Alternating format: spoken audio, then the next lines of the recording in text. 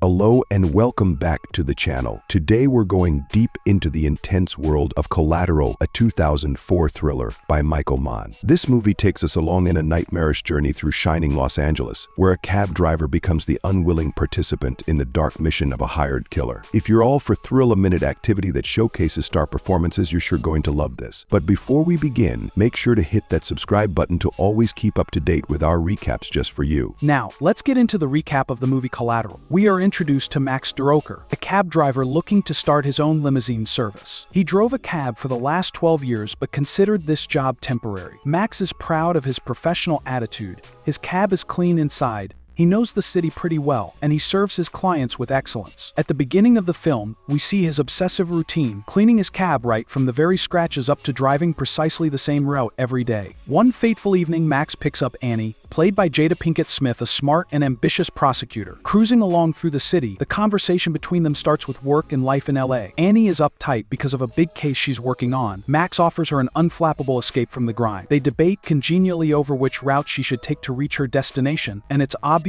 early on that Max is not your average cab driver. He is considerate, witty, and observant. Subtle chemistry here, and by the time Annie does reach her destination, a connection is made. She also manages to surprise him before she leaves by giving her business card in such a manner that there could be something more than this one ride. All it takes is Annie leaving, and Max's night does a complete 180. Enter Vincent, played by Tom Cruise. Vincent is a sleekly dressed man who jumps into Max's cab.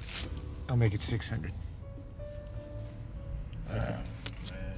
Vincent claims business meetings all over the city and needs someone reliable to take him from one point to another. Max thinks this is an excellent way to make easy money and reluctantly agrees. What Max doesn't know is that Vincent is no ordinary businessman. He's a cold-blooded contract killer, hired to eliminate 5 key witnesses in a major federal case. The night starts off smoothly enough, but quickly spirals completely out of control when Vincent's first meeting turns out to be a murder.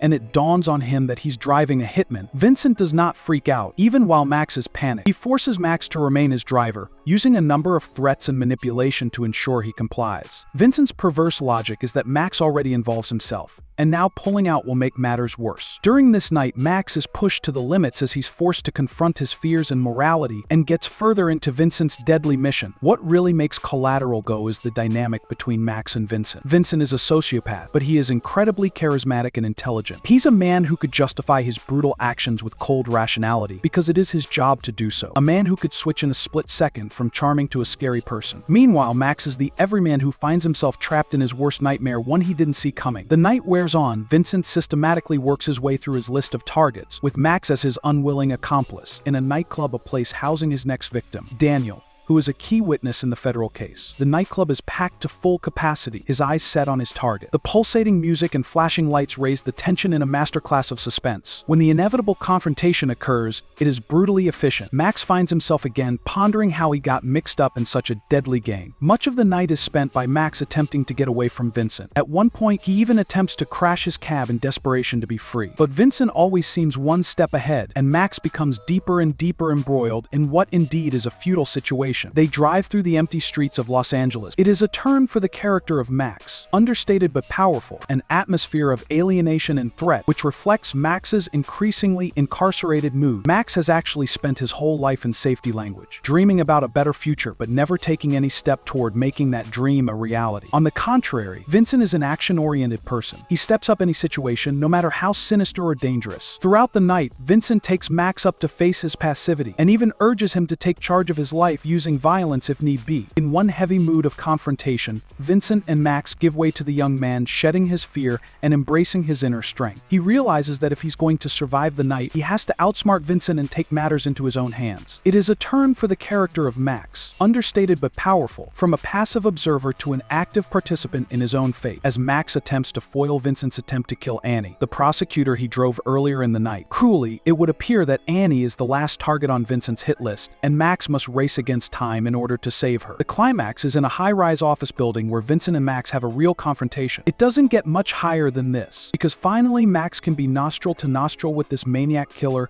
who has tormented him throughout the night. Max is able to outsmart Vincent. These final moments of the film are complete opposites from the beginning. Max, the timid cab driver, now stands over the ruthless hitman. The film ends with the haunting scene of Vincent's lifeless body slumped on a subway seat, a man who had lived and died by his own cold logic. Thanks for watching this recap. If you enjoyed, please like, comment, and subscribe to the channel for more in-depth recaps of your favorite films.